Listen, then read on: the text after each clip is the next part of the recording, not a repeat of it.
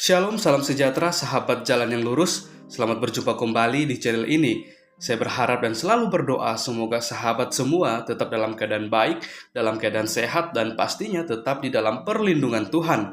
Saya juga mengucapkan banyak terima kasih kepada semua sahabat yang selalu setia untuk meluangkan waktu menonton video-video di channel ini dan juga terus mendukung perkembangan channel ini dengan mengklik tombol subscribe, like, komen, dan juga share kepada teman-teman yang lain supaya teman-teman yang lain juga boleh mendapatkan informasi seputar iman kekristenan. Kiranya Tuhan Yesus memberkati kita semua.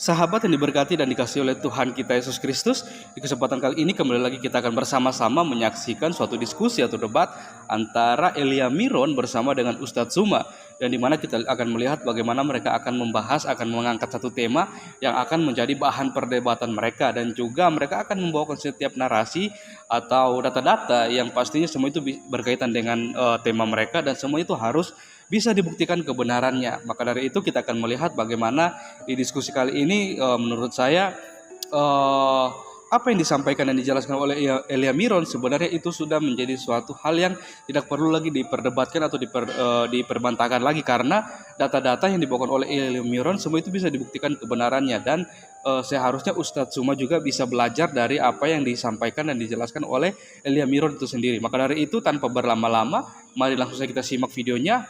Saya mempersilahkan untuk kita semua bisa memberikan komentar yang positif, saling membangun, bukan untuk saling menjatuhkan satu dengan yang lain. Selamat menyaksikan, Tuhan Yesus memberkati.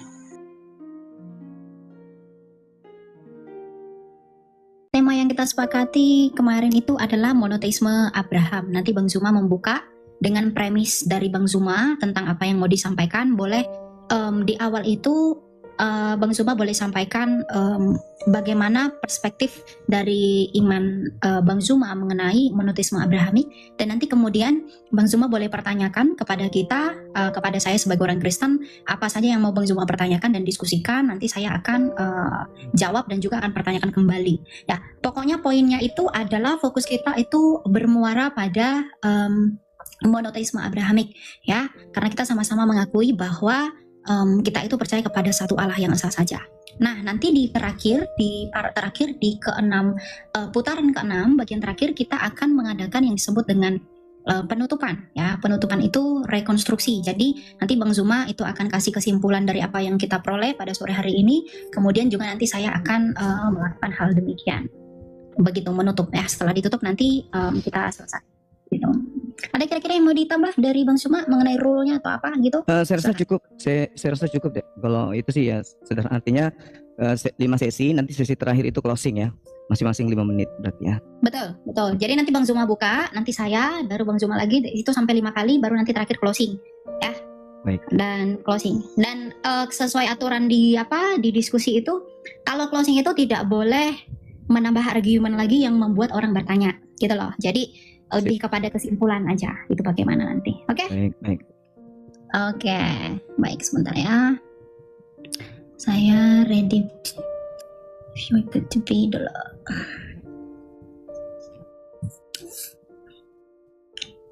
Belum dimulai, teman-teman yang tahu nomor HP Excel saya mohon supaya jangan nelpon ya. Jangan sampai nanti mengganggu gitu loh, mengganggu diskusi kami di sini. Tolong jangan nelpon dulu. Kalau nelpon nanti saya blokir 100 tahun baru saya buka. Jangan iseng, jangan suka nelpon. Oke, sebentar ya. Oke, baik, kita mungkin boleh mulai. Bang Zuma boleh buka dengan peraturan yang kita sampaikan tadi dan premis yang mau disampaikan serta bagaimana sudut pandang teman-teman Muslim tentang monoteisme Abraham. Ya, silakan. Oke. Baik, ini temanya gimana? Soalnya saya baru. Iya. Gimana ceritanya sampai bisa tahu 5 menit gitu? Gimana caranya? Tunggu.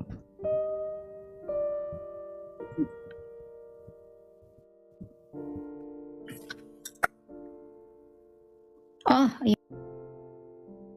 Ya, bentar. Ya, itu ya, silakan. Oh ya, baik. Bismillahirrahmanirrahim. Assalamualaikum warahmatullahi wabarakatuh. Sahabat-sahabat sekalian, semangat sore. Pada sore hari ini saya bersama adik kita Elia membahas tentang konsep agama keyakinan terkait dengan monoteisme, dalam hal ini Abrahamic atau yang kita kenal dengan Nabi Ibrahim. Jadi saya mengawalinya dengan sebuah ayat dalam Al-Qur'anul Karim dalam surah An-Nahl ayat 123. Allah Subhanahu wa taala menjelaskan, Bismillahirrahmanirrahim, "Tsumma auhayna ilaika an tattabi'a millata Ibrahim hanifa wa ma kana minal musyrikin." Jadi Islam datang kemudian dengan titah dari langit mengajarkan sebuah konsep di mana Allah Subhanahu wa taala menitipkan sebuah akidah kepada baginda Rasulullah Muhammad sallallahu alaihi wasallam, di mana akidah yang tertanam di sana adalah mengikuti millah atau ajaran yang kemudian menjadi hukum akidah kepada Nabi Ibrahim alaihissalam. Ada 3 item yang kemudian yang ditanamkan oleh Nabi Muhammad sallallahu alaihi wasallam kepada umatnya sebagai pengikut Nabi Ibrahim alaihissalam. Yang pertama terkait dengan tauhid. Nabi Ibrahim adalah sosok manusia pilihan yang setelah kemudian terjadinya bahtera, dia adalah orang yang pertama diperkenalkan sebagai sosok yang mengajarkan satu Tuhan. Satu Tuhan, satu hakikat Tuhan, satu pribadi Tuhan, tidak lebih daripada itu. Oleh karena itulah kemudian pokok akidah ini yang menjadi sandaran kemudian umat Islam. Begitu Rasul Muhammad SAW menanamkan sebuah akidah yang begitu hebat sampai hari ini. Innani anallah la ilaha illa ana. Jadi aku ini adalah Allah, tidak ada Tuhan selain aku. Dan itu diperkenalkan kemudian oleh Nabi Muhammad SAW sebagai keturunan daripada Nabi Ibrahim alaihissalam. Yang kedua terkait dengan prosesi ibadah. Prosesi ibadah yang terkait dengan persembahan melibatkan oknum lain, yaitu kurban. Jadi Nabi Ibrahim alaihissalam dalam Al-Quran surah As-Saffat itu jelas sekali diperintah oleh Allah kemudian untuk mempersembahkan anaknya. Lalu kemudian Nabi Ibrahim menerima ujian itu. Nabi Ibrahim kemudian menyatakan dengan keikhlasan sepenuh hati untuk mengorbankan anak sematawayang, anak tunggal yang dia punya. Belum ada yang lain, baru satu. Maka nama anak tersebut adalah Ismail. Tuhan mendengarkan doanya agar beliau diberi anak. Alhamdulillah beliau diberi anak. Kemudian yang ketiga adalah terkait dengan diri sendiri, yaitu sunnat. Jadi ada 3 komponen yang diajarkan oleh Nabi Ibrahim sebagai ajaran yang diwariskan kepada keturunan. Yang pertama akidah, satu Tuhan. Kemudian yang kedua adalah kurban hewan. Dan yang ketiga adalah sunnat. Ini 3 pondasi yang kemudian diajarkan oleh Nabi Ibrahim sebagai agama monoteisme yang menjadi leluhur yang diajarkan kepada keturunannya secara turun-temurun sampai hari ini. Mungkin waktu saya habis ya? Ya. Udah, terima kasih. Waktunya habis ya? Oke. Kok nggak muncul timernya? Itu masih ada 13 detik ya. Oh, masih ada 1 menit. Kok hilang dompet saya, kok nggak ada ya? Ada itu 8. Jadi kesimpulan saya itu begitu. Kesimpulan kami, apa yang diajarkan oleh Allah melalui Nabi Muhammad SAW, "Tsumma auhayna ilaika an tattabi'a millata Ibrahim." 3 pondasi akidah ini kemudian yang menjadi acuan kami di dalam berislam. Bahwa Nabi Ibrahim sebagai agama monoteisme mengajarkan terkait dengan akidah tauhid. Kemudian yang kedua adalah kurban hewan. Dan yang ketiga adalah bersunat. Ini ciri dari agama Abrahamite atau agama yang diajarkan oleh Allah melalui Abraham dan kepada keturunannya secara turun-temurun. Saya kira begitu untuk sementara. Waktunya habis ya? Masih ada? Ya, diselesaikan aja itu 40 detik lagi ada itu. Oke. Jadi kesimpulan saya bahwa Nabi Ishak mengajarkan hal ini kepada keturunannya dari Nabi Ibrahim sampai kepada yang kita tahu hari ini mereka masih melakoni. Begitu juga Nabi Ismail alaihissalam masih menjalankan 3 poin ini kepada keturunannya.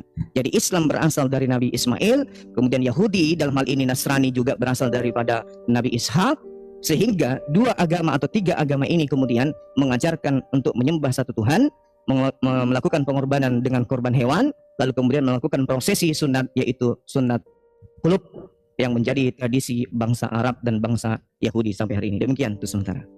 Oke, ya. Boleh diselesain teman-teman? Oke, sudah ya. Karena kalau kepanjangan nanti tambah-tambah aja waktunya dulu ya. Oke, mulai. Sip. Oke, jadi teman-teman kita tadi sudah dengerin ya bagaimana perspektif teman-teman muslim mengenai monoteisme Abrahamik. Tapi yang perlu saya garis bawahi adalah kekristenan itu juga merupakan iman yang berasaskan dan berdiri atas nama monoteisme. Ya, coba kita lihat bagaimana pendapat dari Agustinus Martir, Agustinus dari Hippo mengenai Allah kekristenan yang satu. Ya, coba kita lihat ya. Saya coba buka. Saya buka aja pandangan monoteisme Abrahamik dari keyahudian itu sendiri. Ya. Nah, jadi kalau kita bisa mengerti di sini, kita bisa lihat data ini. Specific person the Trinity can be distinguished easily in some verses of Genesis. Kalau kita melihat bahwa bahkan di dalam kitab Kejadian pun iman Abrahamik itu memang mengacu kepada Allah yang esa atau Allah yang satu. Kekristenan dengan jelas dan gamblang kita mengakui iman yang satu. Tapi kesatuan Allah itu yang bagaimana? Nah, tadi kalau Bang Zuma mengatakan monoteisme yang mereka yakini itu adalah satu pribadi Tuhan, tetapi nampaknya iman Yahudi dan kekristenan itu mulai punya perspektif yang berbeda. Ya, coba kita lihat bagaimana pandangan Yahudi sendiri mengenai kata Ha Elohim di sini. Ini buku dari Jewish Trinity dari Yonatan ya, seorang Yahudi. Nah, Ha Elohim is a Hebrew from meaning all the gods. When referring to Yahweh, Ha Elohim denotes the person of the Trinity. Ya. Kemudian DOT mentions that these people saw or told to Ha Elohim the Trinity. Enoch dalam Genesis, bahkan Abraham pun begitu. Nah, kalau kita melihat Abraham menyangkut argumentasi dari Bang Zuma tadi yang mengatakan bahwa Abraham itu mengajarkan satu pribadi Tuhan. Tetapi kalau kita melihat di sini di dalam kitab Kejadian ya, yang merupakan sumber utama yang mengungkap siapa itu Abraham dan tertua, di sini mengatakan Abraham said God's Elohim. They caused me to wonder, itu adalah bentuk plural from my father's house dalam Kejadian 20 ayat 13 ya. Jadi di dalam Kejadian itu sendiri memang Abraham itu mengaku Allah itu esa, tetapi keesaan Allah itu adalah sebuah misteri yang tidak dapat dijelaskan ya, dan itu tentu saja berkaitan dengan misteri Allah di dalam kata-kata iman Ibrani itu sendiri, dan itu nanti akan kita lanjut ke Trinitas gitu ya. Ini nah di dalam Trinitas kita bisa melihat bahwa Tuhan itu dalam pengakuan iman kekristenan kita selalu mengaku, misalnya dalam pengakuan iman Nisea, bahwa kita percaya Allah itu esa, tetapi keesaan Allah itu bisa dijelaskan yang dijembatani melalui pemahaman Trinitas. Jadi melalui Trinitas kita bisa mengetahui bagaimana dan seperti apa Allah kita yang satu itu. Itu tentu relevan dan lebih menjernihkan ide kemonoteismean Abraham di Perjanjian Lama. Karena tentu kita bisa melihat di sini bahwa Abraham itu tidak mengatakan God atau Eloah, tetapi dia mengatakan Elohim. Ya, di sini dikatakan a plausible interpretasi is that two persons of the Trinity appear consecutively to tell Abraham to leave Haran. Ya, jadi memang Abraham itu menyembah satu Tuhan, tapi satu Tuhan yang bagaimana? Nah, ternyata itu sudah dijawab di dalam kitab Kejadian, teman-teman. Yang mungkin nanti kita lihat ya, di sini dikatakan gini. Pada mulanya Allah menciptakan langit dan bumi. Ada Allah yang kemudian dalam iman Kristen disebut sebagai Sang Bapa.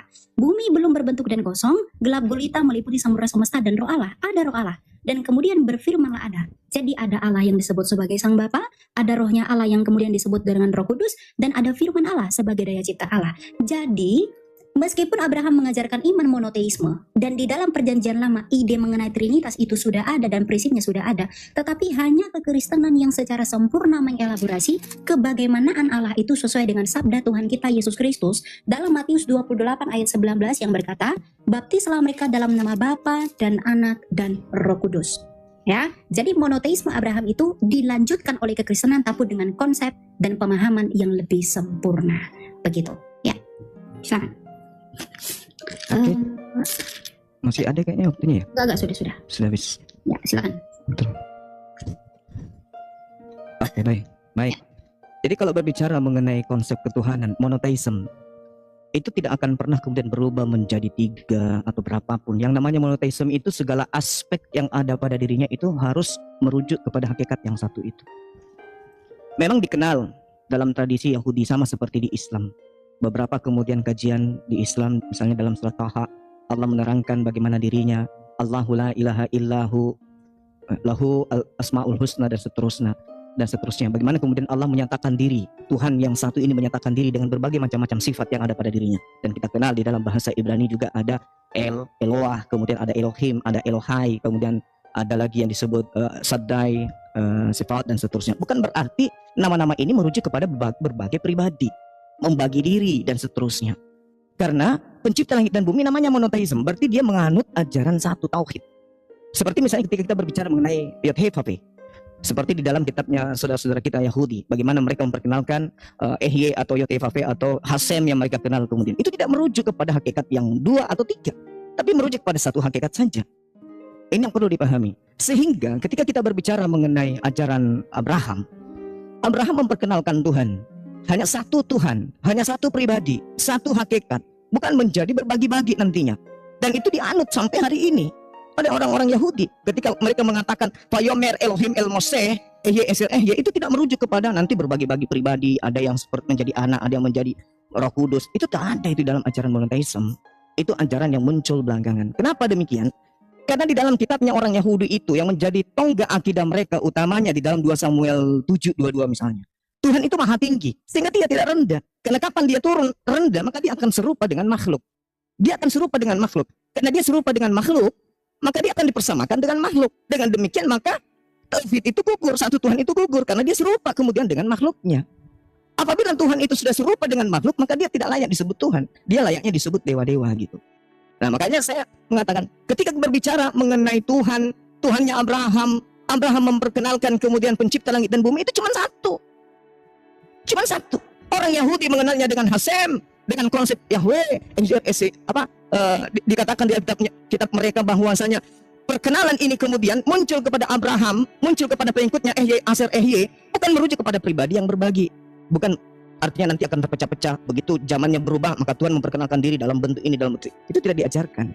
Dan itu sifatnya masih ada sampai hari ini.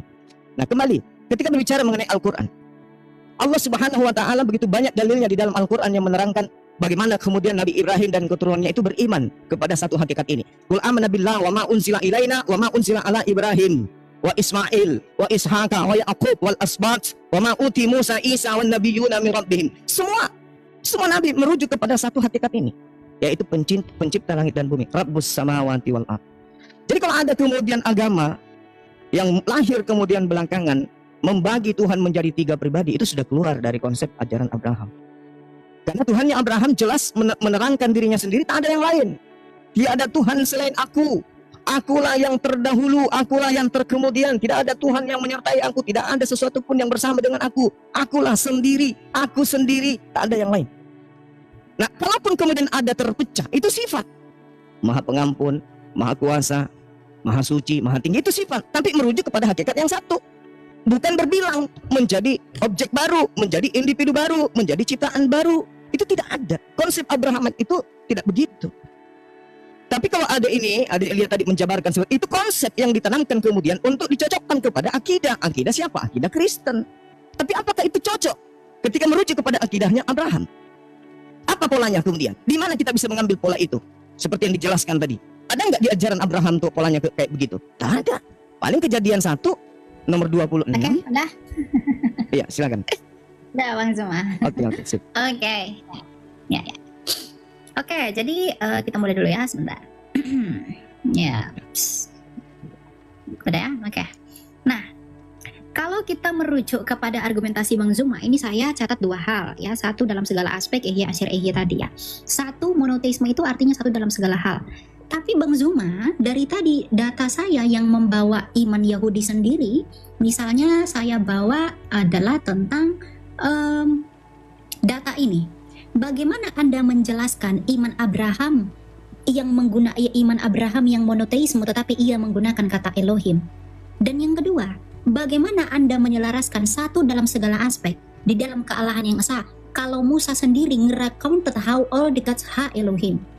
Bagaimana Anda menjelaskan misteri pluralisme Tuhan di dalam keesaannya ini?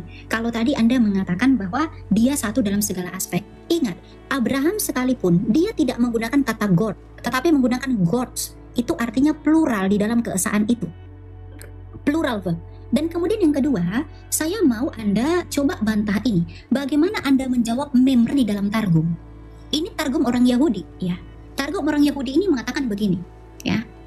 Memra selalu diidentikan dengan Allah, juga dibedakan dengan Allah. Karena disebut memra yang bersama-sama dengan Allah, memra min kedem Allah. Karena itu pandangan para teolog abad lalu mencari asal-usul ideologis dalam Yohanes. Nah, bagaimana Anda menjawab kesetaraan memra dengan Elohim itu sendiri yang diungkapkan oleh Targum Neofiti dan Targum Onkelos? Ini punya Yahudi, bukan punya Kristen. Sebelum perjanjian lama ada, sebelum ide Trinitas lebih jelas ada di dalam perjanjian baru, iman misteri di dalamnya. Nah, ini yang harus Bang Zuma jawab. Berikan saya literasi untuk menjelaskan ini, bahwa kata gods di sini itu melingkupi kepada satu pribadi dan tanpa penjabaran. Nah, kemudian yang kedua itu mengenai Ehye Asyir Ehye. Nah, di sini Bang Zuma salah mengertikan Ehye Asyir Ehye. Ehye Asyir Ehye ini itu adalah nama atau covenant name, nama perjanjian dari Tuhan, bukan proper name dari Tuhan. Nah, sekarang saya mau tanya ke Bang Zuma, kalau memang Tuhan di perjanjian lama ini menggunakan namanya sebagai Ehye Asyir Ehye, dalam Septuaginta ini disebut dengan ego eimi. Nah, Kenapa Tuhan Yesus menyebut dirinya ego eimi? Bukankah kalau Yesus itu dengan Bapa itu tidak satu hakikat, mungkinkah Yesus itu berkata bahwa dia adalah ego eimi? Lagi pula yang paling jelas, ketika Tuhan Yesus mengatakan ego eimi, orang Yahudi ingin menyalibkan Yesus dan ingin membunuh Yesus karena dengan berkata ego eimi, Yesus menyetarakan diri dengan Allah. Nah, jadi bagaimana Bang Zuma itu bisa menjawab dan membantah argumentasi iman Yahudi itu sendiri dengan klaim tadi satu dalam segala aspek? Kalau Bang Zuma katakan itu hanyalah konsep. Kalau tadi Bang Zuma katakan itu adalah konsep, tentu itu tidak konsep. Kenapa? Karena sebelum Tertullianus memperkenalkan Trinitas, tadi saya sudah tunjukkan bahwa Trinitas di dalam kitab Kejadian ini sudah dijelaskan dengan gamblang. Nah, jadi saya mau bagaimana Bang Zuma mempertanggungjawabkan monoteisme Abrahamik itu dimutlakkan satu dalam segala aspek, berkaitan dengan klaim Abraham itu tidak menggunakan God tetapi gods dan Elohim. Dan yang kedua, bagaimana Anda menjawab bahwa Ehye Aser Ehye juga ternyata digunakan oleh Tuhan Yesus. Yesus juga menggunakan ungkapan keilahian. Kalau dia tidak sehakikat dengan Bapa, mungkinkah Yesus menggunakan Ehye Aser Ehye yang dalam bahasa Yunani disebut ego eimi yang juga dipakai Tuhan? Dan buktinya juga orang Yahudi ingin menyalibkan Yesus dengan menyebutkan ego eimi. Begitu. Coba bagaimana pencapaiannya? Silakan. Gitu ya. Sudah selesai. Silakan Bang Zuma. Oke.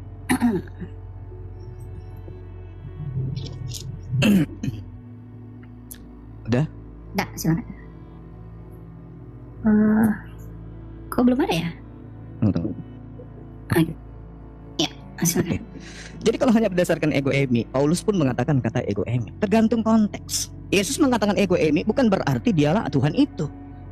Dia ditanya tentang siapa yang menyembuhkan, siapa anak tukang kayu, siapa Mesias itu. Ego eimi, akulah dia. Bukan berarti siapa pencipta langit dan bumi itu adalah aku. Tidak. Contoh misalnya, pembulatannya ada dalam 1 Korintus 15 nomor 28. Yang saya katakan tadi, Ehye Eser Ehye. Yesus sebagai apa di sana? Yesus menaklukkan dirinya supaya apa? Mujizat-mujizatnya, kekuatan-kekuatannya, semua aspek yang ada pada dirinya kembali kepada Elohim. Tak ada yang lain. Sama seperti ketika di dalam Al-Quran diterangkan dengan sangat jelas bagaimana Allah Subhanahu wa taala, "Ma arsalna min qablika min rasulin illa nuhi ilaihi annahu la ilaha illa ana fa'buduni." Bukan berarti kami merujuk kepada jamak, dalam arti kata Tuhan itu banyak. Bukan berarti ketika Elohim, kata imbuhan him di situ merujuk kepada banyak meninggalkan kata Eloah yang tunggal, bukan. Sehingga tidak ada di dalam narasi agama Yahudi perintahnya kemudian sembahlah kami, selalu merujuk sembahlah dia, atau sembahlah aku. Tidak ada dikatakan sembahlah kami, tidak ada. Tapi ketika Tuhan menyatakan keagungannya, selalu menggunakan kata jamak itu, Elohim. Nah, yang perlu dipahami kemudian oleh saudara kita ini, oleh adik Elia, di dalam perspektif bahasa Ibrani, dalam bahasa Arab, dalam kaitannya dengan Tuhan, sifat Tuhan atau nama Tuhan itu merujuk kepada apa yang ada pada diri Tuhan. Yahuwahu, dalam bahasa Ibrani Yod-He-Vav-He, dalam bahasa Ibrani Elohim, dalam bahasa kami bahasa Arab Allahumma. Bukan berarti merujuk kepada Tuhan yang banyak. Ketika dikatakan kemudian Al-Eli, kemudian kami juga menyatakan Ali, Al-Ali, itu merujuk kepada Allah. Eloah merujuk kepada Allah. Kemudian ketika berbicara mengenai Elohai, kami mengatakan Ilahi. Kemudian dikatakan Al-Qadir, orang Yahudi menyebutkan Al-Shaddai. Bukan berarti Tuhan itu rame. Ini sifat yang melekat pada diri Tuhan. Jadi kata Elohim itu bukan berarti Tuhan itu jamak, Tuhan itu banyak. Kalau saudara ini membawa orang Yahudi, saya rasa itu hanya perspektif gereja aja. Orang Yahudi hari ini tidak menyembah Tuhan banyak. Shema Israel, Adonai Eloheinu, Adonai Ahad. Qul huwallahu ahad. Di mana Yahudi mengajarkan 3 pribadi Tuhan? Sekte apalagi itu yang ada di Yahudi mengajarkan 3 Tuhan? Itu hanya pandai-pandaian orang Kristen mengolah data, mengatasnamakan Yahudi, tapi Yahudi tidak mengenal konsep Trinitas, Tritunggal, Trimurti, itu tidak dikenal. Itu pandai-pandaian kalian mengolah data, Tuhan Yahudi itu begini tidak. Kata Elohim di dalam Islam itu setara dengan kata Allahumma. Bukan berarti Allah itu banyak. Itu sifat keagungan Tuhan menerangkan tentang dirinya. Abraham tidak dibingungkan dengan konsep Tuhan. Satu di antara semua yang ada itu hanya dia, yaitu hakikat ahad. Qul huwallahu ahad. Dialah Tuhan. Semuanya merujuk kepada hakikat yang satu itu. Tidak bisa lebih. Sementara dalam konsep agama Kristen muncul belakangan niru-niru agama Roma, agama Yunani, agama Hindu, 3. Itu yang perlu dipahami dengan baik. Jadi perspektif apapun yang kemudian dibangun untuk mengatakan ego eimi, menyatakan Yesus adalah sehakikat, tidak bisa. Yesus itu makhluk. Yesus mau dikenal makhluk oleh orang-orang yang ada sekitarnya. Dia hanya ingin dikenal sebagai manusia. Ketika di dalam Kisah Para Rasul 22 nomor 8, siapakah engkau? apakah engkau Tuhan? Yesus menjawab apa? Aku Yesus manusia dari kota Nazaret. Kenapa dia nggak jawab aku Elohim? Karena dia sudah di alam roh, dia sudah di langit, katanya sudah di surga. Harusnya dia menjawab aku adalah Elohim. Tapi apa? Aku manusia. Itu gugur egoim, itu artinya aku manusia, anak Maria, tukang kayu, anak si tukang kayu, seorang Mesias yang diurapi, yang diutus sebagai rasul. Bukan berarti egoim itu merujuk kepada Tuhan itu sendiri. Tidak, bukan seperti itu. Tapi kita akui Kristen ini agama dari Roma Yunani yang memang konsep pengajaran dewa-dewa, banyak dewa nusul menjadi manusia. Saya kira begitu. Terima kasih. Silakan. Oke. Kita coba diakhiri, Bang Juma. Sudah? Akhiri ya? Tunggu. Bukan ya. Sorry, saya baru PK juga ini soalnya. Siap. 2 putaran tadi ya. Ini kedua ya, berarti ya. Kita sisa 3 lagi, nanti penutup sekali. Oke, kita mulai. Oke, ya. Yang pertama tentang egoimi, bahwa Rasul Paulus juga menggunakan egoimi. Yang kedua Elohim, Tuhan banyak. Yang ketiga Tuhan Yesus adalah makhluk ya. Yang pertama egoimi. Kalau memang Rasul Paulus mengatakan bahwa dia adalah egoimi, lalu adakah orang Yahudi yang ingin membunuh dia karena dia menyetarakan dirinya dengan Allah? Lalu kenapa Yesus dengan berkata egoimi dan klaim dari dirinya, lalu Yesus itu ingin dibunuh oleh orang Yahudi karena dengan berkata demikian ia menyamakan dirinya dengan Allah? Itu yang pertama. Kemudian yang kedua, mengenai Elohim itu adalah Tuhan yang banyak. Nah, saya tidak menyatakan bahwa Elohim itu merujuk kepada Tuhan yang banyak, tetapi Elohim itu merujuk kepada uncompounded singleness dari keesaan Allah itu. Bagaimana penjabaran Allah yang esa itu dijelaskan oleh kata Elohim itu tadi. Dan ternyata ya iman Yahudi pun mengakui itu. Nih sebentar saya tunjukkan ya. Bahwa Tuhan itu, ini tadi yang saya selalu membawa ini ya, biar Bang Zuma itu coba bantah saya dengan data ya. Ini coba ini Bang Zuma diperhatikan. The Malak Yahweh di dalam Keluaran 3 ayat 2 ya, Exodus said he was the El Shaddai. El Shaddai ini bukan nama orang sembarangan, karena El ini Elohim who appeared to the patriarch dalam Kejadian 17 ayat 1. Nah, lalu kenapa Malak Yahweh ini juga disebut sebagai Yahweh kalau memang Tuhan, kalau Allah itu hanya satu mutlak secara tunggal dalam pribadinya? Bagaimana Bang Zuma menjawab ini? Kemudian yang kedua, yang mau saya concern itu adalah tadi Bang Zuma sama sekali tidak menjawab atau membantah mengenai memra yang di dalam Targum. Bang Zuma kalau katakan ini buatan orang Kristen, mohon maaf, Anda boleh cek Targum Neofiti dan juga Targum Onkelos. Kenapa memra dan juga Elohim itu setara dalam hal ini? Kalau memang memra dan Elohim itu tidak setara, lalu kenapa di dalam Targum itu dikatakan setara? Dapat dibedakan, tetapi satu dalam hakikat dan itu setara. Ya, memra ini adalah bahasa Arab dari firman, dan ternyata iman Yahudi ini digenapi di dalam iman kekristenan dengan sempurna. Pada mulanya adalah firman, firman itu bersama-sama dengan Allah dan firman itu adalah Allah. Firman itu hakikatnya adalah Allah. Maka iman kekristenan ini yang muncul belakangan dari iman Yahudi itu menggenapi tulisan-tulisan yang ada di dalam misteri iman Yahudi. Artinya iman kekristenan itu menjadi solusi atas misteri kebagaimanaan Allah yang masih terbayang-bayang di dalam perjanjian lama. Nah, makanya kalau tadi Bang Juma katakan Yesus itu adalah makhluk, Yesus itu adalah firman Allah yang menjadi manusia, Yohanes 1 ayat 14. Nah, kalau firman itu adalah Allah, dan kalau firman itu bersama-sama dengan Allah, dan firman itu adalah Allah, artinya kami itu memonoteisme Allah. Coba kalau Bang Juma saya tanyakan, kalau misalnya firman Allah itu bukan Allah, apakah firman Allah itu kekal? Kalau firman Allah itu kekal, berarti kalau firman Allah itu bukan Allah, berarti ada berapa yang kekal? Ada 2 yang kekal. Berarti sebenarnya bukan monoteisme. Kalau firman Allah bukan Allah, tapi iman kekristenan dengan sempurna, firman Allah adalah Allah. Artinya kami memonoteismekan Allah. Kalau di dalam iman Bang Zuma, firman Allah bukanlah Allah, dan firman Allah itu kekal dan Allah itu kekal, ada berapa Allah? Berarti ada lebih dari satu Allah. Ya, jadi coba bagaimana Anda menjawab pertanyaan saya tadi, dan juga bagaimana konteks ketika Kristus itu mengakui dirinya sebagai ego emi, lalu orang membunuh dia. Rasul Paulus bukan orang yang mau dibunuh. Rasul Paulus dulunya adalah pembunuh.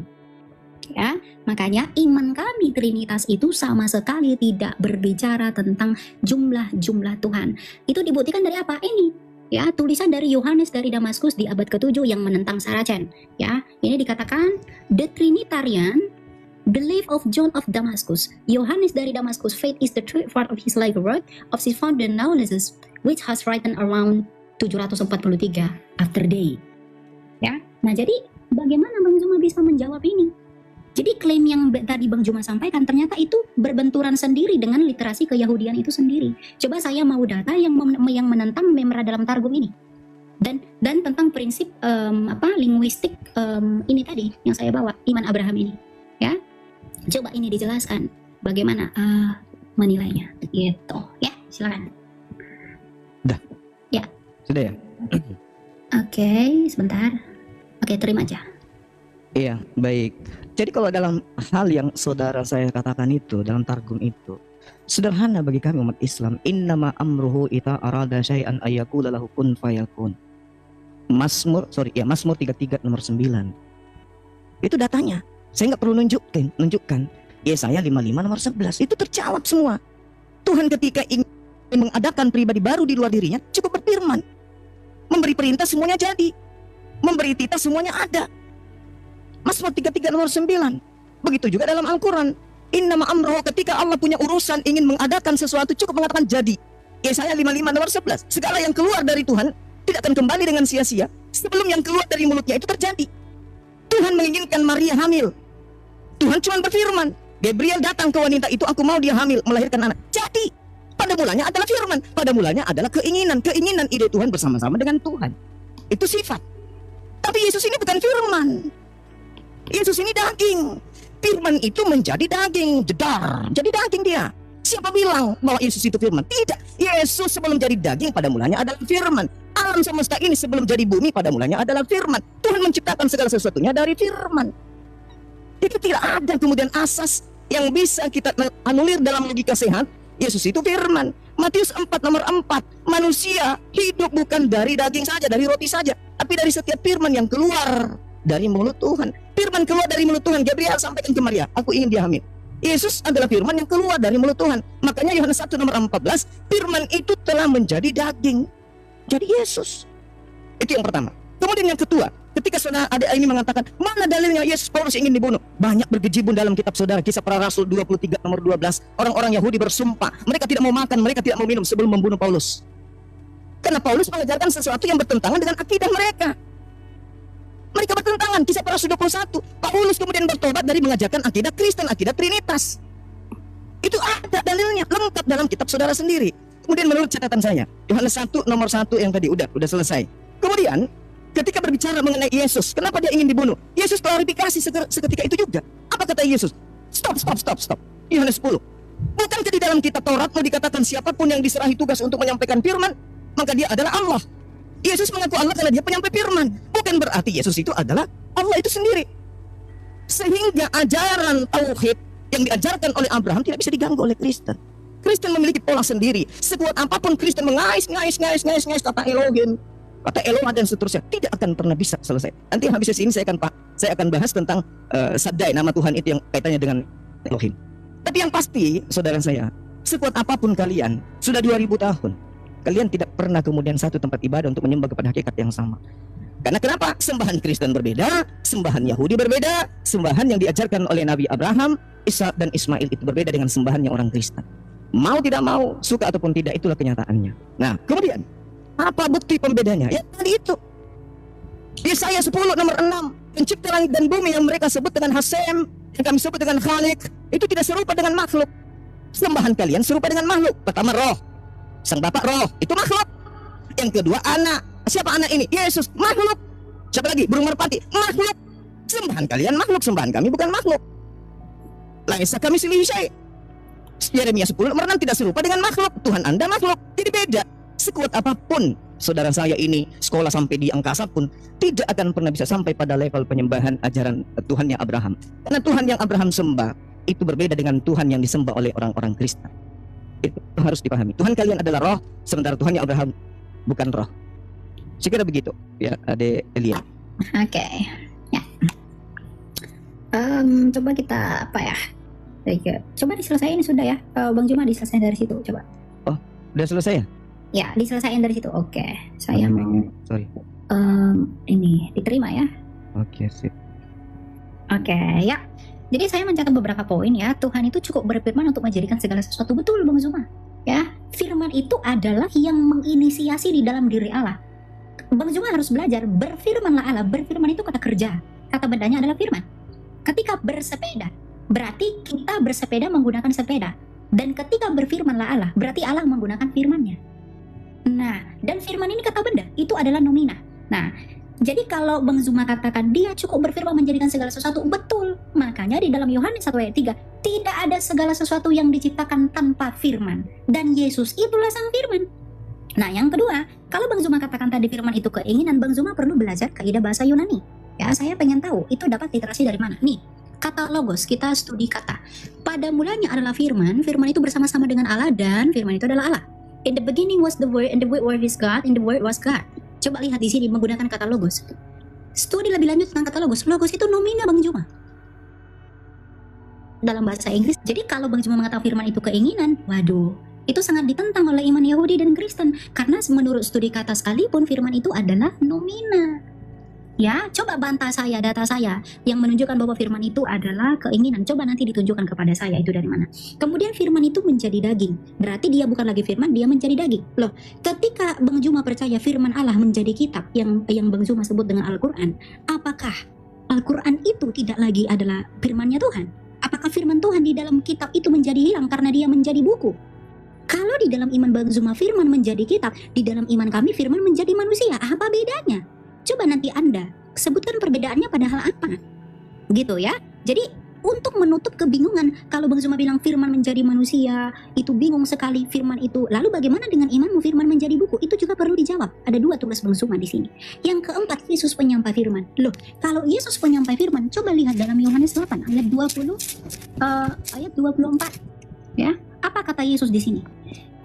Kamu berasal dari bawah, aku dari atas. Kamu dari dunia ini, aku bukan dari dunia ini. Jadi Yesus adalah penyampai firman yang bukan dari dunia ini. Ini ucapan Yesus sendiri. Bagaimana Bang Zuma membantah ucapan Kristus sendiri yang mengatakan bahwa dia datang dari atas? Adakah nabi-nabi yang pernah mengklaim bahwa dia datang dari atas, Bang Zuma? Apakah Elia, Musa, Henok, atau nabi yang manapun mengaku datang dari atas? Coba ini dipertimbangkan ya. Jadi tugas Bang Zuma itu adalah bagaimana firman itu keinginan menurut studi kata Yunani ini. Coba dijelaskan, saya pengen tahu. Yang kedua, firman itu menjadi daging. Kalau firman menjadi daging, dia kehilangan firman. Lalu bagaimana dengan firman menjadi buku? Apakah dia kehilangan firman di dalam kitab itu? Yang ketiga, Yesus menyampai firman. Yang keempat, roh itu adalah makhluk. Kalau roh itu adalah makhluk, Yesus berkata Allah itu roh. Apakah Allah itu makhluk menurut Yesus? Apakah Anda menganggap Yesus itu sesat? Kalau Anda menganggap Yesus itu sesat, lalu kenapa Anda menggunakan perkataan Yesus untuk menentang argumentasi saya? Yesus sendiri yang mengatakan Allah itu roh. Dan kalau Anda tidak percaya, berarti Anda mengatakan Allah itu adalah makhluk. Dan Anda di satu sisi menggunakan ucapan Yesus untuk membantah saya, tapi Anda sendiri juga membantah ucapan Yesus. Bagaimana Anda menjelaskan ketimpangan pemahaman Anda tentang klaim Anda ini? Ya, coba dijelaskan. Dari mana firman itu keinginan menurut studi kata tadi? Lalu firman menjadi daging, bagaimana dengan iman Anda? Firman menjadi buku. Apakah dia kehilangan firman? Yang ketiga, Yesus penyampai firman. Penyampai firman yang datang dari atas dan bukan dari dunia. Dan roh itu adalah makhluk. Berarti Yesus berbohong. Tapi kenapa Anda menggunakan ucapan Yesus untuk membantah saya? Begitu. Ya, silakan. Oke, baik. Ya, makin lucu ini. Ya, sesi saya boleh deh diklik atau gimana? Oh ya, oke, bentar. Saya terima di sini. Ya, ya. Ya, silakan. Nah, jadi yang pertama, Yesus mengklaim dia dari surga. 1 Korintus 15:48. Makhluk-makhluk surgawi sama seperti Yesus yang berasal dari surga. Gugur. Jamak. Makhluk dikatakan di sana dalam bahasa Yunaninya koikos. Koikos. Makhluk-makhluk berasal dari surga sama seperti Yesus yang berasal dari gugur dia di situ. Kemudian catatan saya ada beberapa hal. Firman jadi buku. Siapa bilang firman jadi buku? Tak ada. Tak ada konsep di Islam firman jadi buku, tak ada. Yang ada kalam dibukukan, kalam disatukan dalam sebuah buku. Dan kalam itu bukan buku. Buku itu ciptaan, kertas dan tinta. Nih, ini ciptaan. Firman menjadi daging. Siapa bilang firman jadi daging? Maksudnya firman Allah kepada Maria agar Maria melahirkan seorang anak. Firman itu mewujud sesuai dengan kehendak Elohim. Dia jadi daging. Jadi firman daging. Apa buktinya? Yesus masih menerima firman. Segala firman yang engkau berikan kepadaku telah aku sampaikan kepada mereka. Yohanes 17:8, Yohanes 12:49, lebih sadis lagi. Aku tidak berkata-kata dari diriku sendiri. Loh, katanya kamu firman. Yang dikatakan firman pun jadi, maka jadi. Mazmur 33 nomor 9, memberi perintah maka semuanya ada. Yesus, aku tidak dapat berbuat apa-apa dari diriku sendiri. Gugur lagi. Gugur. Jadi konsep firman yang Anda imani selama ini keliru besar. firman jadi daging. Salah. Tidak ada firman jadi daging, tidak ada perkataan. Nah kemudian ketika saudara berbicara mengenai logos, seakan-akan mau ngajarin Bang Zuma, Anda juga harus membedakan antara etos, patos, dan logos. Logos itu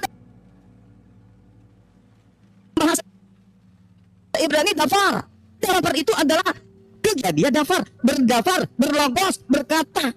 Berkata dengan kata memang beda. Berkata, pekerjaan kata itu adalah apa yang keluar dari yang dikeluarkan dari pekerjaan berkata tadi. Contoh nih, saya berkata, jadilah sumur. Sumur itu bukan saya, tapi sumur itu pada mulanya adalah perkataan dari saya. Bukan berarti sumur itu adalah saya. Jadilah Yesus, jadilah firman. Itu nggak ada seperti itu.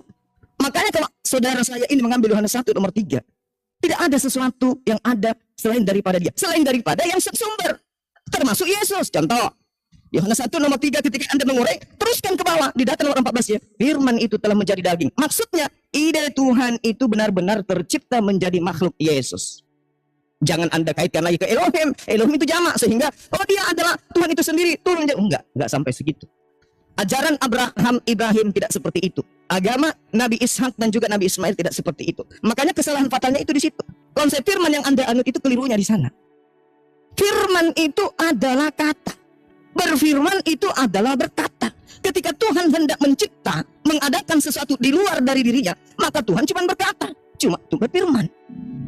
Makanya Yesus mengatakan Yohanes 8:42, endingnya di situ. Tapi yang harus kita pakai akal, bukan iman. Yesus mengatakan apa? Aku datang di atas muka bumi ini menjadi daging, bukan atas kehendakku. Halo. Berarti dia bukan sang firman. Berarti dia bukan dafar, tetapi dia adalah buah yang dihasilkan kemudian dari pikiran, ide, gagasan Tuhan. Tuhan menginginkan menciptakan sebuah mujizat di tengah-tengah Bani Israel. Nabi Musa diutus. Kisah para Rasul 13 nomor 23. Tuhan menginginkan kemudian juru selamat di tengah-tengah Bani Israel. Yesus diutus. Jadi Yesus ini pada mulanya adalah firman. Betul. Yesus pada mulanya adalah firman. Yesus pada mulanya adalah ide. Ide itu bersama-sama dengan Tuhan. Dan ide itu keluar dengan cara Tuhan berfirman. Apa buktinya? Gabriel pada bulan ke-6 datang menyampaikan firman itu kepada Maria. Tuhan yang Maha Tinggi bayangkan kau hamil. Hamil dia. Jadi Yesus pada mulanya adalah firman. Firman itu bersama-sama dengan Tuhan. Dan firman itu telah menjadi daging. SARS. Sudah menjadi makhluk hidup bernama Yesus. Makanya Yesus bukan Tuhan, bukan Elohim, tetapi manusia 100%. Demikian, silakan. Oke. Saya ini coba akhir dulu, Bang Juma. Sorry. Ya. Okay. Sudah? Ya, sudah. Sebentar ya. Ya. Oke, yang pertama Yesus menyampaikan firman. Tadi Bang Zuma katakan inilah, makanya perlunya Bang Zuma lebih dalam lagi ya. Tadi kita berkata Yesus adalah logos. Nah, coba kita analisa kata Yohanes 17 ayat 8. Di sini Bang Zuma mungkin tidak tahu dan belum belajar masalah firman ya. Di sini coba kita lihat. Sebab segala firman yang kau sampaikan kepadaku. Nah, firman di sini, firman yang didapati saudara Bapak itu bahasa Yunaninya apa? Firman di sini rema, bukan logos. Jadi bedakan ya Bang Zuma ya antara rema dan logos. Dan Yesus itu adalah, nih kita lihat di dalam ini tadi di dalam nih pada mulanya adalah firman. Firman itu bersama-sama dengan Allah. Coba lihat dalam Yunaninya, dalam naskah Textus Receptus, logos. Jadi Bang Zuma pun lagi dan lagi masih gagal.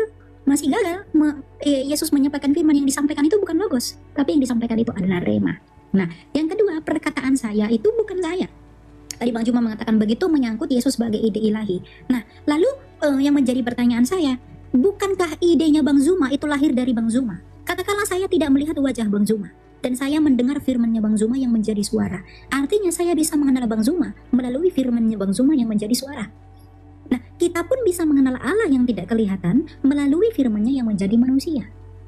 Dia tidak kelihatan, maka dia memperkenalkan dirinya dengan imanen atau kelihatan ke dunia. Sebab Yesus adalah gambaran Allah yang tidak kelihatan. Kolose 1 ayat 15. Nah, masalah Yohanes 1 ayat 3. Dia itu ciptaan. Mohon maaf, coba kita lihat dalam Yohanes 1 ayat 3. Kita baca dengan teliti. Pada mulanya sudah ada firman. Firman itu bersama-sama dengan Allah dan firman itu adalah Allah. Ia pada mulanya bersama-sama dengan Allah. Segala sesuatu dijadikan melalui firman. Dan tanpa firman tidak ada sesuatu pun yang telah jadi dari segala yang telah dijadikan. Kalau firman itu ciptaan Bang Zuma, kalau firman itu adalah diciptakan, bagaimana mungkin Allah menciptakan ciptaan melalui ciptaannya? Kalau firman itu tidak di dalam diri Allah, Sang Bapa yang Esa itu, bagaimana mungkin Hal itu bisa terjadi. Artinya argumentasi Bang Juma pun saling kontradiksi. Di satu sisi Bang Juma mengakui firman itu di dalam Allah, di satu sisi Bang Juma mengatakan firman itu ciptaan. Berarti di dalam diri Allah yang bukan ciptaan ada yang ciptaan. Itu juga masih salah. Itu logika falasi. Bagaimana Bang Juma menjelaskan kesalahan itu? Ya, jadi kalau firman itu Bang Juma katakan adalah ciptaan, berarti di dalam diri Allah. Tadi Bang Juma mengakui ya bahwa ide itu keluar dari Bapa, ide itu keluar dari Allah. Berarti Anda mengakui bahwa di dalam diri Allah ada ciptaan. Masa ciptaan ada di dalam diri Allah yang kekal? Dan ketika firman itu menjadi manusia, Bang Juma perlu tahu dia tidak bertransubstansiasi. Yang tadinya Allah berubah menjadi manusia. Seperti nasi menjadi bubur. Ada bubur, nasinya tidak ada. Bukan begitu.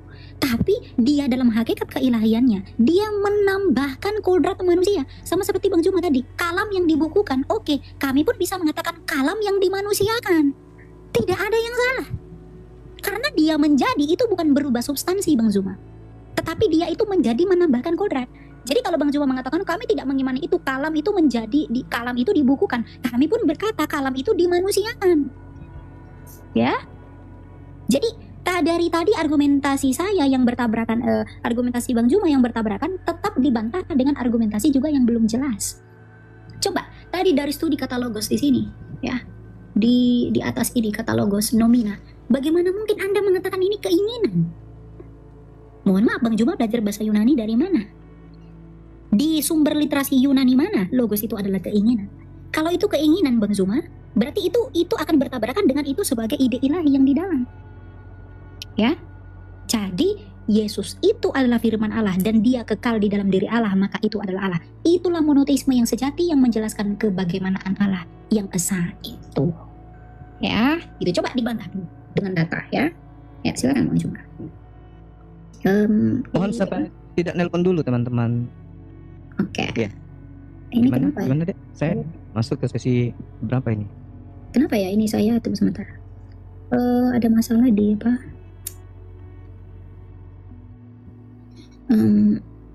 Saya tidak bisa tekan layar ini. Kenapa ya? Sebentar ya. Ada masalah. Sebentar ya. Oh gitu. Jadi sesi keberapa ini? Ini mau penutup kayaknya. Bentar. Kenapa ya layar saya? Bentar ya. Jadi masih Ini bisa. kalau saya keluar itu bakal end nggak dianya? Enggak ya? Coba bicara dulu sama admin saya. Kalau dia end, soalnya layar saya tuh kenapa ini mungkin verifikasi. Iya, kita nunggu yang 1 menit 53 detik ini, Kak. Nanti baru dilanjutkan lagi untuk Enggak, maksud saya itu adalah layarnya saya ini tidak bisa ditekan. saya juga.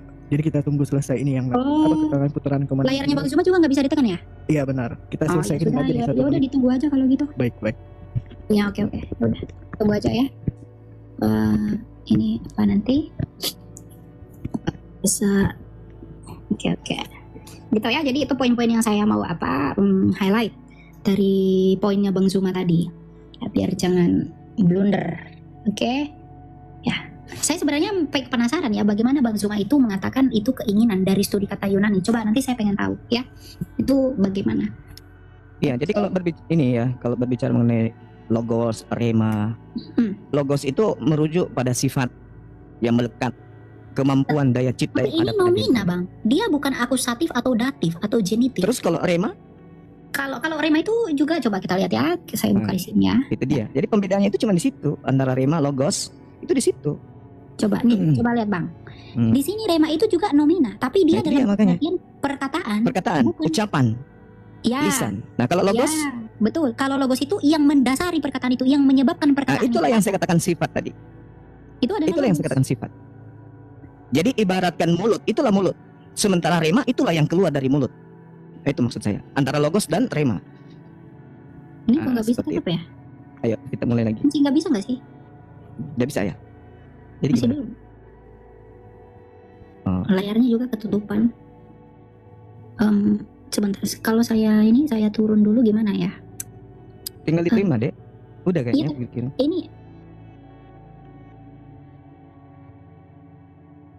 Gimana ya? Ini sesi terakhir kan?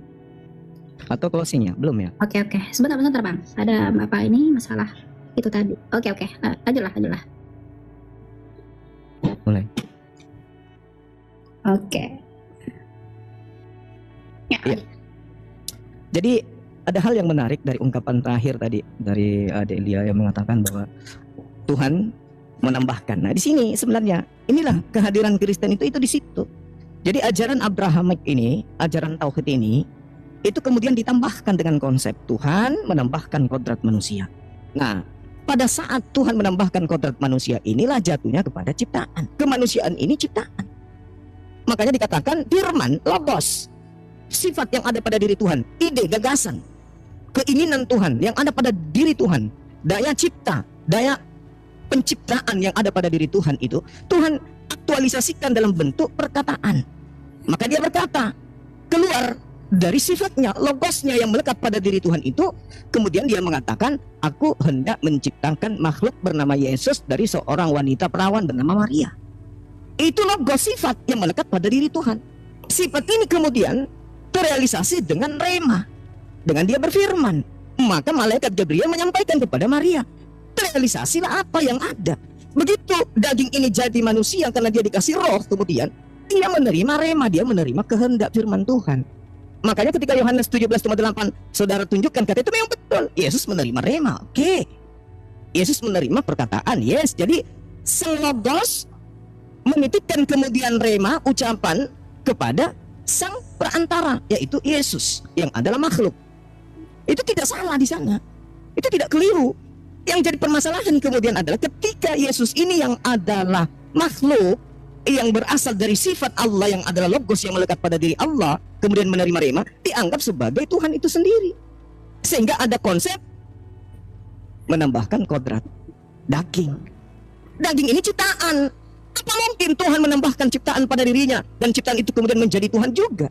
Ya tidak mungkin lah. Itu konsep para dewa. Kalau dewa-dewa Roma Yunani, iya. Makanya muncul kata Theos. Theos itu dewa. Dewa nusul menjadi manusia, mengambil daging menjadi setengah dewa, setengah manusia. Itu betul. Tapi kalau dikatakan kemudian pencipta langit dan bumi yang dikenal dengan sebutan Hasem, menambahkan pribadi baru dalam bentuk daging, oh itu nggak ada. Di ajaran Nabi Ibrahim, Abrahamik itu nggak ada yang kayak gitu. Itu murni dari ajaran Kristen aja yang bikin. Makanya konsep logos ini dalam hal ini adalah pada mulanya adalah firman ini menjadi daging, itu hanya ada di Kristen. Yohanes 1 ini nggak diimani oleh orang-orang Yahudi karena itu sangat mengganggu ajaran tauhid mereka, mengganggu ajaran yang diajarkan oleh Nabi Abraham atau kakek mereka. Ini yang perlu dipahami. Sehingga ketika kita gulirkan permasalahan kodrat yang ditambahkan pada diri Tuhan ini, apakah ciptaan atau pencipta? Nah itu masalah di situ. Ketika saudara mengatakan menambahkan kodrat manusia, pertanyaannya, jasadnya, dagingnya, berupa kaki, tangan, semua yang ada pada diri, ini ciptaan atau pencipta? Siapa yang kemudian mengadakan sesuatu yang tidak ada menjadi ada? Maria tadinya tidak punya anak, tiba-tiba muncul bayi. Siapa yang menciptakan bayi imut ini? Karena ini adalah hal yang ditambah-tambahkan kemudian. Sehingga Yesus mendapatkan posisi dari Trinitas ini. Yesus jadi bagian, dagingnya jadi bagian, jadi Tuhan. Sehingga kata Elohim dimaknai jamak. Tuhan itu banyak. Nah sekarang permasalahannya muncul ketika Tuhan menambahkan kodrat manusia, daging, darah, kulit, tulang, rambut, kuku. Ini apa? Ciptaan atau bukan? Karena dia adalah hal baru. Anak Maria ini adalah hal baru. Maria tadi yang tidak memiliki anak, tiba-tiba menjadi anak. Nah inilah kemudian yang perlu dipahami oleh saudara-saudara Kristen, bahwa batilnya konsep Trinitas itu nyata terlihat dengan adanya penambahan pribadi Tuhan yang merupakan manusia. Gambarannya Kolose 2:9, Filipi 2 nomor 6 sampai nomor 8. Tuhannya Bani Israel mengambil daging manusia. Apakah daging ini ciptaan? Nah itu masalah besar. Demikian. Oke, berarti nanti ini saya dulu, baru nanti setelah saya Bang Juma tutup, saya juga tutup ya. Udah 5 soalnya. Oke. Betul ya? Oke, ya. Oke, saya harap teman-teman dapat manfaat ya dari apa yang kita sampaikan. Jadi teman-teman, kesimpulan itu tetap ada di dalam penonton ya. Kita itu diskusi saja by data dan Anda yang menimbang sendiri saja gitu. Oke, kita lihat. Oh, sebentar. Dikirim deh kayak tadi. Oke, ya. Oke. Sudah? Yes. Oke, ya. Puji Tuhan ya. Nah, yang pertama saya mau bantah yang pertama ya. Bang Juma mengatakan itu adalah buatan Kristen. Ya, Bang Juma mungkin akan mengatakan itu buatan Kristen karena dari tadi Bang Juma belum mampu membantah ini. Memra dalam Targum. Bang Zuma, kalau memang firman itu menjadi manusia itu ide Kristen, di dalam iman Yahudi memra itu menjadi malah Yahweh di dalam data ini. Nih, Bang Zuma. Malah Yahweh dalam Exodus, dia menjadi teofani. Memra itu menjadi teofani. Dan Memra itu juga disembah. Artinya ide firman Allah menjadi manusia itu bukan punya Kristen doang. Tapi Yahudi juga mengakui itu. Malah Yahweh, Memra dalam targum tadi. Ya, saya tidak heran mungkin tadi Bang Zuma tidak mengatakan itu tidak ada karena belum menjawab ketimpangan dalam argumentasi ini. Ini belum dibantah sama sekali. Ini punya Yahudi, ya. Nah, kemudian yang kedua itu adalah logos itu sifat. Nah, kalau logos itu adalah sifat, saya ingin ajak Bang Zuma berbicara lebih jauh. Bagaimana mungkin sifat itu adalah nomina, Bang Zuma? Sifat itu adalah adjektiva, bukan nomina. Adjektif, cantik, manis, lucu, itu sifat. Itu adjektiva. Tapi logos ini nomina, nominatif.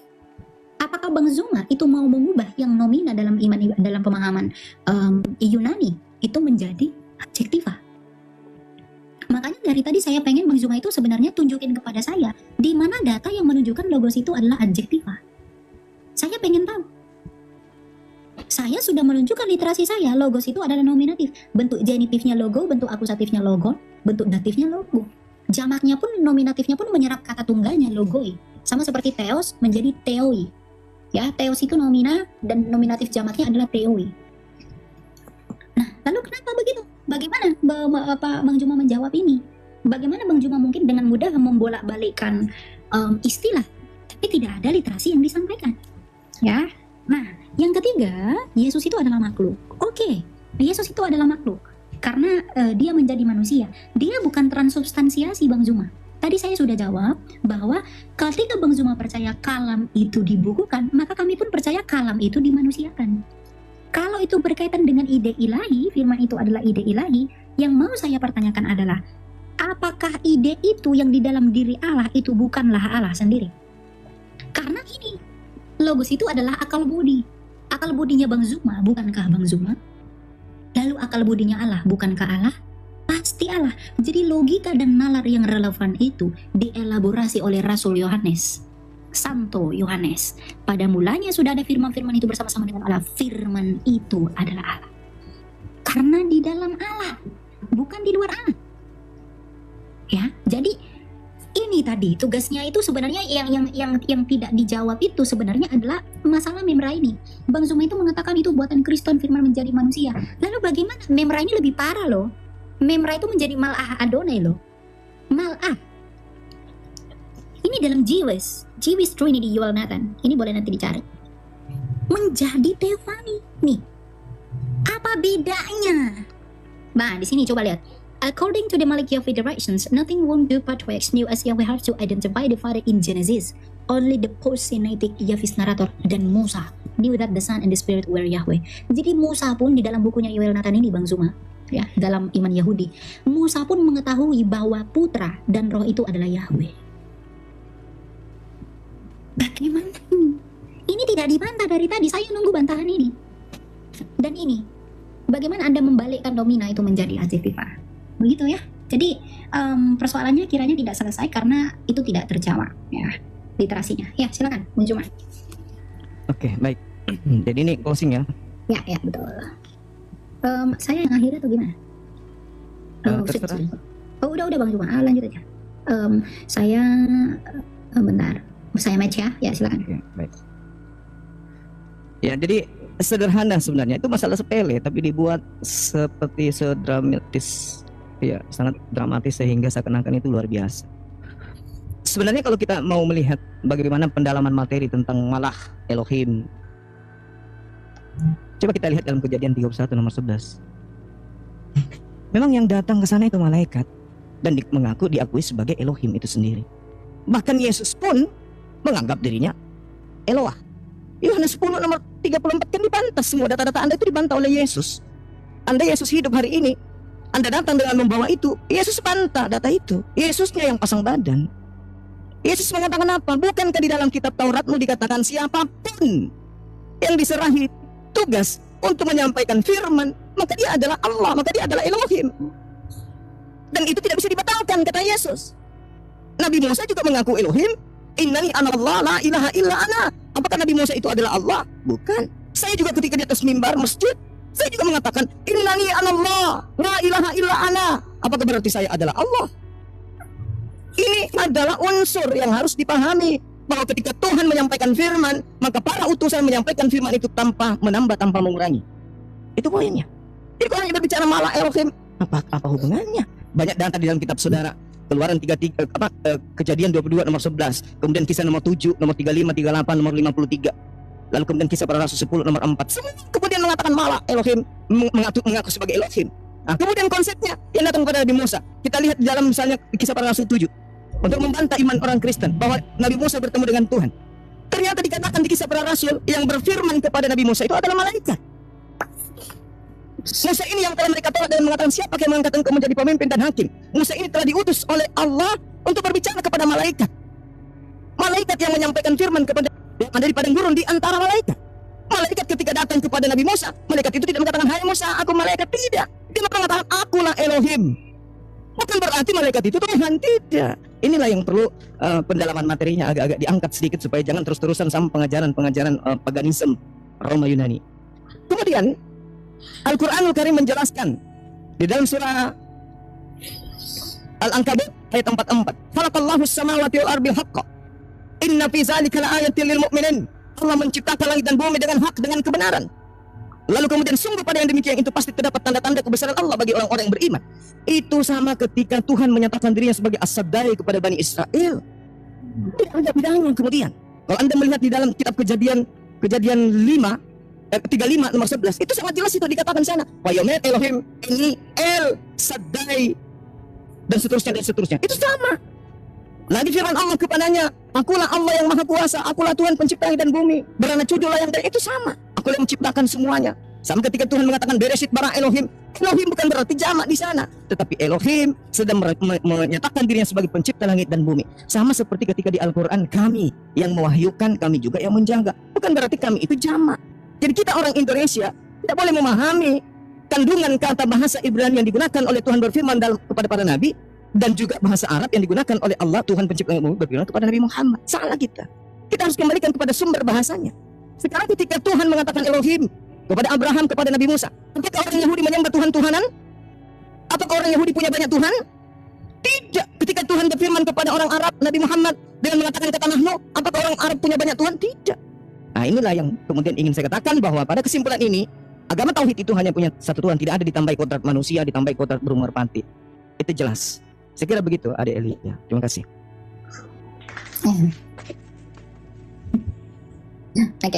Oke. Saya apa ini? Apa tugas saya? Ya. Sebentar. Coba dia, Pak ya. Oke. Kirim saya tekan di sini. Ya. Sip. Oke, jadi teman-teman, saya mau sedikit intermezzo aja dulu tentang apa yang disampaikan. Bahwa malaikat itu juga disebut Elohim, tapi apakah malaikat itu disebut Logos?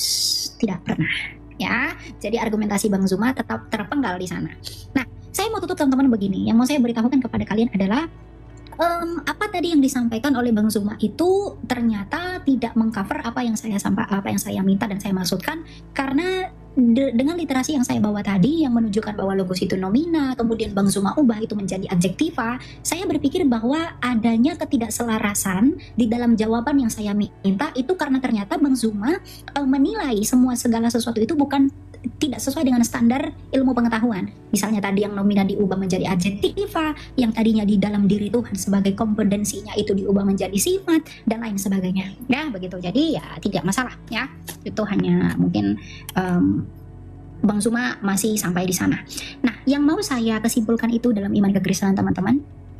Tadi kita sudah melihat bahwa Abraham, Musa, dan lain-lain itu telah melihat bahwa Tuhan itu memaksa. Iman Kristen pun dalam pengakuan iman Isia Konstantinopel mengatakan, aku percaya kepada satu Allah yang sayani Sang Bapa. Ya, lalu Trinitas ternyata itu menjawab tentang penjabaran misteri Allah kita yang satu itu. Bagaimanakah Allah kita yang satu itu dan seperti apa dia? Kalau di dalam perjanjian lama Abraham itu melihat bayang-bayang Allah yang majemuk di dalam keesaannya, kemudian Musa menuliskannya dengan adanya Mal'ah Adonai, kemudian dikonfirmasi oleh orang Yahudi sendiri di dalam Targum Yonatan, di dalam Targum Onkelos, di dalam Memra Targum Neofiti, itu menjadi kebingungan di dalam iman keyahudian ternyata sejak dahulu. ya, sesuai dengan data dan literasi yang saya tunjukkan tadi. Namun, Kristus Raja Tuhan dan Mesias itu telah datang mengungkapkan dirinya dan seperti apa dia. Makanya Tuhan kita Yesus itu bersabda dalam Matius 28 ayat 19, karena itu pergilah, baptislah mereka dalam nama Bapa dan Anak dan Roh Kudus. Artinya, keesaan Allah yang belum clear di perjanjian lama, itu disempurnakan dan dijelaskan dengan baik oleh Tuhan kita Yesus Kristus. Meskipun di satu sisi Tuhan kita Yesus Kristus tetap mengatakan Allah itu esa, karena memang Yesus Kristus adalah firman yang keluar dari Allah, yakni Sang Bapa. Jadi iman yang sejati adalah iman yang dapat saling menubuatkan dan saling mengkonfirmasi serta saling menggenapi. Dan terbukti kekristenan adalah jawabannya, ya, sebagai satu di antara Abrahamik. Nubuatan para nabi itu sempurna digenapi oleh Kristus. Makanya dikatakan dalam Lukas 16 ayat 16, hukum Taurat dan nubuatan kita para nabi itu berakhir sampai tampilnya Yohanes Pembaptis, dan sejak saat itu kerajaan Allah diberitakan. Maka Kristus dalam ide dan juga pondasinya sebagai firman Allah dengan pengajarannya yaitu Trinitas, itu memberikan kita pemahaman bahwa Allah yang satu dan esa di perjanjian lama telah selesai digenapi dan selesai dijabarkan dengan sempurna melalui Trinitas, yang kemudian diteruskan oleh bapak-bapak apostolik dan bapak-bapak gereja melalui gereja Katolik yang kudus, gereja Ortodoks, dan juga gereja-gereja berikutnya. Jadi kekayaan iman kekristenan adalah kekayaan yang tidak bisa dijabarkan secara harafiah, tapi bagaimana Tuhan itu berkarya menjaga orisinalitas dan kemurnian dirinya yang sejati sebagai Allah yang benar melalui firman-Nya yang saling menggenapi. Jadi cross-lining antara nubuatan di perjanjian lama, gambaran Allah ada di Kejadian 1, ada Allah, ada Roh Allah dan firman Allah. Orang Yahudi masih dalam bayang-bayang, kemudian dalam Targum itu masih dijelaskan dengan tidak sempurna. Namun di perjanjian baru, Kristus menggenapi itu dengan Bapa dan Anak dan Roh Kudus, sekaligus dia adalah penggenapan dari hukum Taurat itu sendiri. Kolose 2 ayat 16 dan 17. Jadi kesempurnaan Allahnya Abraham, Ishak dan Yakub itu selesai dan ditutup di dalam Kristus menurut penulis surat Ibrani. Jadi keselamatan hanya ada di dalam yang benar, dan keselamatan hanya ada di dalam Kristus yang mengaku sebagai akulah jalan, kebenaran, dan hidup. Tujuan kita untuk hidup bukan untuk mati, jadi percaya dan datanglah kepada Kristus yang memiliki hidup. Begitu, terima kasih. Ya, gitu ya. Oke. Iya. Oke, Jadi gimana? Dengar-dengar Umi Dini juga menjadwalkan kita ya? Gimana? siapa? Umi Dini. Saya maksudnya gini, yang kami Chan ya. Iya, Minggu betul, katanya, betul. tapi kalau minggu saya nggak bisa soalnya saya ada pelayanan. Mungkin lain kali nanti kita diskusi lagi lah, ya. Soalnya saya juga ada jadwal. Saya juga kaget tadi kami Chan itu buat apa? Buat minggu tanggal 21. Ya, padahal kita nggak ada janjian untuk tanggal persisnya segitu tuh nggak ada. Makanya saya hubungi Bang Zuma biar langsung aja ke orangnya gitu. Nantilah kita itu lagi. Ya. Iya, iya. Jadi nanti misalnya bisa komunikasi dengan beliau deh, nanti jangan sampai dia ini merasa gitu. Chat aja sama beliau. Ada nomor kontak beliau kan? Atau DM Ada sama di beliau? TikTok tapi bukan WA. Oh ya sudah. Nanti Ya. komunikasi aja ya. Ya, siap. Oke. Sehat-sehat Elia. Oke, Ya, sip. thank you Bang Zuma. Tuhan berkati Oke, ya. siap. Ya. Boleh ini coba Bang Zuma turun dari live saya, boleh enggak? Saya yang turun gitu. Oh, sebentar. Saya apa saja ya. Kita N-nya ini gimana sih? Sebentar. Coba gimana ya? Coba Tunggu. selesaiin. Sahabat yang diberkati dan dikasihi oleh Tuhan kita Yesus Kristus, kita bersama-sama telah menyaksikan diskusi atau debat yang sangat menarik antara Elia Miron dan juga Ustadz Zuma. Dan kita bisa melihat bagaimana Elia Miron secara luar biasa bisa membawakan setiap data-data yang berkaitan dengan tema pembahasan mereka di hari ini, yang pastinya data yang dibawakan oleh Elia Miron itu bisa dibuktikan kebenarannya. Dan juga seharusnya setiap data yang dibawakan oleh Elia Miron itu tidak perlu lagi diperpanjang atau dibantah lagi oleh Ustadz Zuma, karena apa yang dibawakan Elia Miron itulah yang diyakini oleh orang Kristen, yang diimani oleh orang Kristen, dan juga yang dipercayai. Dan juga bagaimana kita bisa melihat Elia Miron memaparkan semuanya itu dengan begitu baik, jelas, dengan data-data yang bisa dibuktikan kebenarannya. Akan tetapi ya begitulah, kita bisa melihat bagaimana Ustadz Zuma ya dia tetap mengeraskan hatinya, bahkan dia terus juga terus melontarkan setiap tuduhan, bantahan, dan juga argumentasi yang menurut saya itu tidak sesuai dengan apa yang kita yakini, kita imani seperti itu. Apalagi ini berkaitan dengan Alkitab atau tentang Yesus Kristus, karena tidaklah mungkin bagi seorang Ustadz Zuma memiliki pemahaman yang baik tentang siapa Yesus Kristus dan juga keselamatan yang disediakan oleh Allah melalui Yesus Kristus, karena dia tidak beriman. Dan kita juga hanya bisa melihat bagaimana Ustadz Zuma ini dia hanya mencomot satu-satu ayat dan ditafsirkan sesuai dengan pemikiran sendiri, dan dia jadikan hal itu untuk menyerang iman kekristenan seperti itu. kalau kita melihat semua yang dibawakan Ustadz Suma itu sebenarnya tidak bisa dibuktikan kebenarannya, dan juga dia hanya membahas satu perikop, tidak satu perikop tapi hanya satu ayat, dan hal itu dia jadikan untuk sarana untuk menyerang iman kekristenan seperti itu. Karena kalau Ustadz Suma sendiri mau lebih lagi mengerti dan memahami tentang Alkitab, seharusnya Ustadz Suma mempelajari, membaca dari Kejadian hingga pada Wahyu, supaya Ustadz Suma bisa memahami dan mengerti tentang karya Allah, karya keselamatan yang disediakan oleh Allah melalui Yesus Kristus. Dan juga ketika dia mentafsirkan Alkitab, jangan hanya mengambil satu ayat dan hal itu dia tafsirkan sendiri dan dia gunakan untuk menyerang iman kekristenan.